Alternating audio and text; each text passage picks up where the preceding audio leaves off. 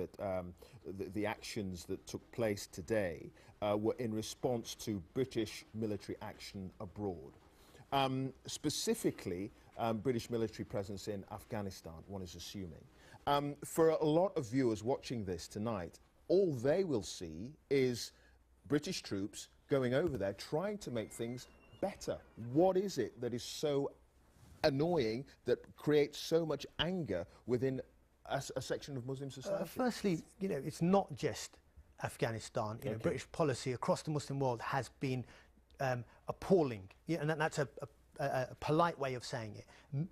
Thousands upon thousands of people have been killed due to this policy. Millions lived under tyrants and dictators who often British policy backed. So it's across the board. But if we focus on Afghanistan, occupying, bombing a foreign country is hardly something, we can hardly argue that we're helping them. Yeah, I understand the government's going to spin it that way, but that's not how it's seen amongst the Muslim community, and it's definitely not seen by these people who are carrying out these attacks. So until we be honest with ourselves and say that this policy has to be more ethical, better, and we have a debate about it, all we're doing is condemning it, acting tough on television. The government, going to have this Cobra meeting and say how awful and evil it is, mark my words, and then Muslim organisations are going to come up here and say how bad it is and condemn it, and nothing will change because the government can't admit that it's their policy that's driving the anger, and the Muslim organisations won't admit that they're doing absolutely nothing about their own youth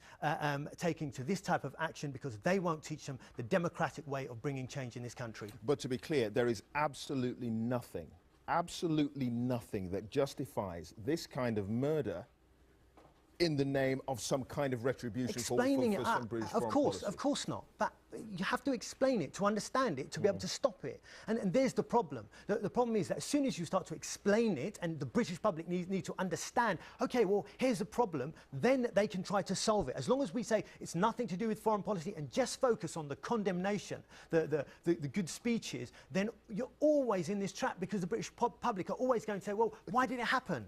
You're never going to be able to solve a problem if you don't know why it's occurring. I want you to be specific about the grievance and specific about what it is some Muslims believe is being perpetrated in an appalling way by the British, whatever their foreign policy is, abroad. Be specific for me. Let us look across the Muslim world, whether it's in Afghanistan an occupation is happening, whether it was the killing of millions of people in Iraq due to a war that Britain participated. Whether if we go back sometime, the Palestine issue, it didn't happen yesterday. This policy of Britain interfering and subjecting millions of Muslims to really appalling way of life has spanned decades. But as I say, viewers watching this, all they will see is British troops dying in Afghanistan in an attempt to make the place a better place. Well, I mean, are you saying that is all spin? Absolutely. It's not all spin. Perhaps I'm sure some of those soldiers that go there believe that.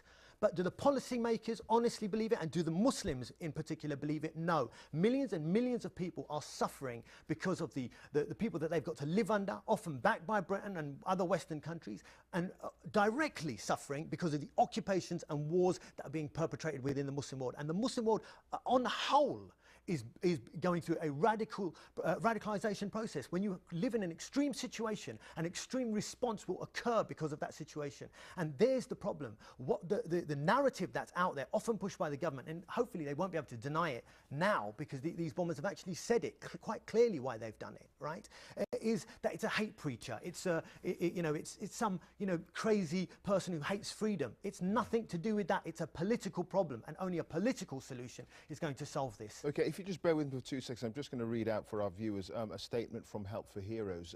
It had been suggested that the man who died was a serving soldier, and he was wearing a Help for Heroes t-shirt when he was murdered.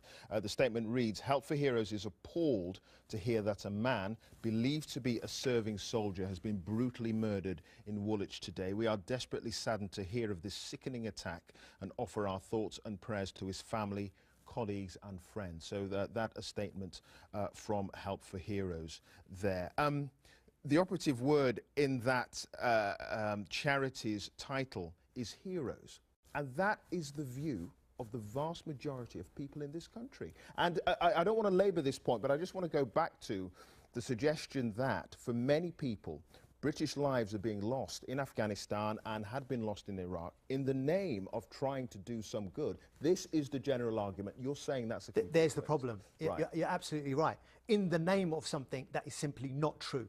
The people in Afghanistan don't want the British troops there. The people across the Muslim world do not want the interference of the Western world interfering in their countries, and they have suffered statistically across the board. Millions of lives have been lost, and their lives have been ruined because of the policies of our government and other governments in the Western world. And at some point, that anger and frustration is going to boil over, and you can see that not just in Britain, but in America, in the bombings in Boston, and across the attacks happening right around the world. And we've got to somehow grasp the bull by the horns and say, when are we going to have a serious debate about an ethical foreign policy? If you were to oppress any community in the whole world, whether it was the black community, they would at some point start to radicalize, and some of them would take extreme action. The Muslims are not an aberration in history. They are acting exactly the way other communities have acted before. The only difference is that the government is claiming that it's nothing to do with them, and so the British public are in the dark as to why this is happening. They hate the Muslims because they believe it's an irrational response, and I'm saying it's an evil response, no doubt about it. It should be condemned, no doubt about it, but it is to be expected. Okay. Asghar Bukhari, it's great to have you, and thanks very much Pleasure. indeed for joining us. Thank you.